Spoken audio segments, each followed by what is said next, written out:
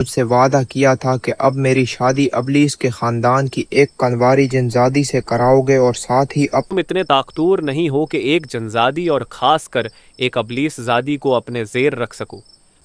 شیطان کی خوشنودی حاصل کرنے کے لیے اب جو بھی شیطانی عمل کہیں میں کرنے کو تیار ہوں۔ خوبصورت عورت کو اس بات کے لیے راضی کرنا ہوگا کہ وہ اپنے ہاتھوں سے میری اسی مورتی کے سامنے اپنے شوہر کا بلیدان دے، اور پھر وہ عورت 40 دنوں تک اپنی مرضی سے تمہارے ساتھ جنسی تعلق قائم رکھے۔ یاد رکھنا عورت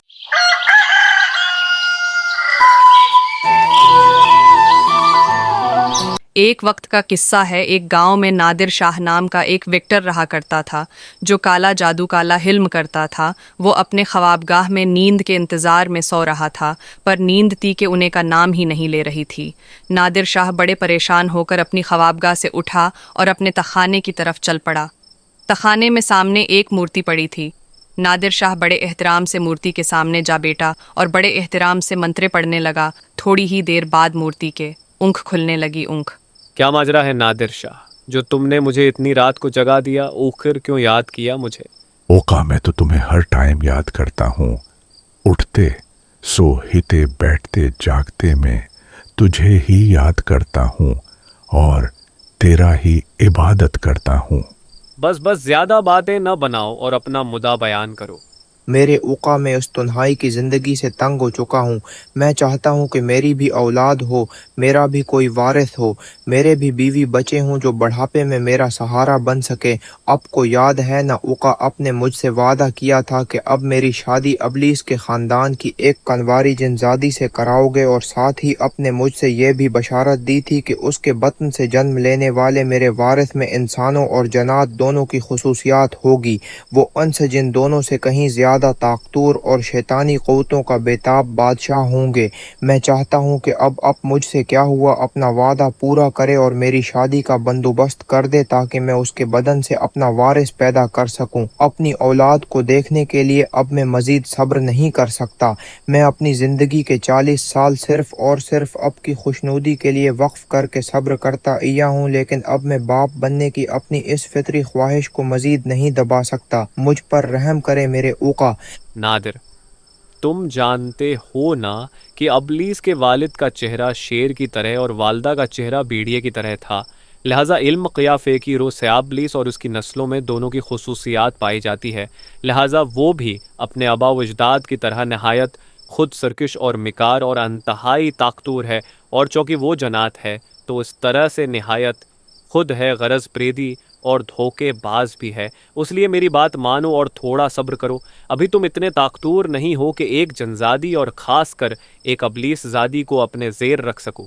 ابلیس زادی کو اپنی بیوی بنانے اور اس سے جنسی تعلق قائم کرنے کے لیے بڑا دلگردہ اور بے پناہ جسمانی طاقت کے ساتھ ساتھ سفلی طور پر مضبوط ہونا بھی ضروری ہے۔ تمہیں ابھی مزید چلا کشی کر کے ہمارے آقا ابلیس کی عبادت کرنی ہوگی۔ تم ابھی شیطانی طاقتوں کے بارے میں کچھ نہیں جانتے۔ انہیں اپنے اعمال سے خوش کر کے یہ باور کرانا ہوگا کہ تم واقعی ایک ابلیس زادی کے قابل بن چکے ہو۔ شیطان کو راضی کرنا بہت مشکل عمل ہے۔ مجھے نہیں لگتا کہ تم یہ سب کر پاؤ گے، وہ غضبناک شیطانی۔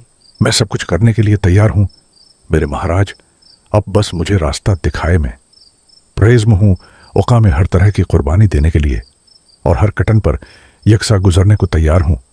اوقا، شیطان کی خوشنودی حاصل کرنے کے لیے اب جو بھی شیطانی عمل کہیں میں کرنے کو تیار ہوں، چاہے جتنی بڑی بلی کیوں نہ دینے پڑے، میں اس کے لیے بھی تیار ہوں۔ اب بس راستہ دکھائے، اس پر چلنا میرا کام ہے۔ اب جو کہیں میں کر گزروں گا۔ تم بڑے ضدی ہو نادر، جب تم ارادہ کر لو تو کسی صورت باز نہیں ہوتے۔ مجھے پتا تھا کہ تم آج بھی میری ایک نہیں مانو گے۔ اگر تمہیں یقین ہے کہ تم واقعی یہ سب کچھ کر سکتے ہو تو پھر ٹھیک ہے، میری بات ہے۔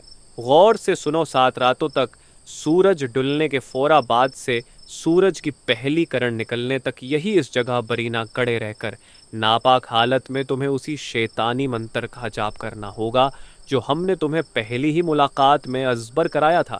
تم یہ عمل کسی بھی قمری مہینے کے آخری 7 راتوں میں کر سکتے ہو۔ अगर तुम अपनी उस प्रक्षा में सफल हो जाते हो तो उसके बाद तुम्हें एक और शैतानी अमल से गुजरना होगा।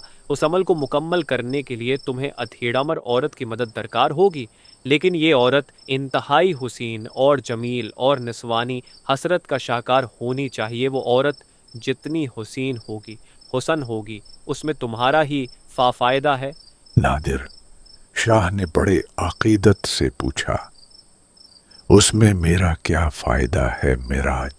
वो फायदा हम तुम्हें वक्त उन्हें पर बता देंगे। अभी आगे की बात सुनो। तुम्हें इस खूबसूरत औरत को इस बात के लिए राजी करना होगा कि वो अपने हाथों से मेरी उसी मूर्ति के सामने अपने शौहर का बलिदान दे, और फिर वो औरत 40 दिनों तक अपनी मर्जी से तुम्हारे साथ जिनसी ताल्लुक कायम रखे। याद रखना, औरत का इंतहाई हुसीन व जमील होने के साथ साथ उसका उदड़ उम्र होना भी इंतहाई ज़रूरी है, वरना तुम्हारी सारी की सारी मेहनत बेकार हो जाएगी। बस अभी तुम उस सब का इंतज़ाम करो, बाकी का अमल तुम्हें बाद में बताऊंगा।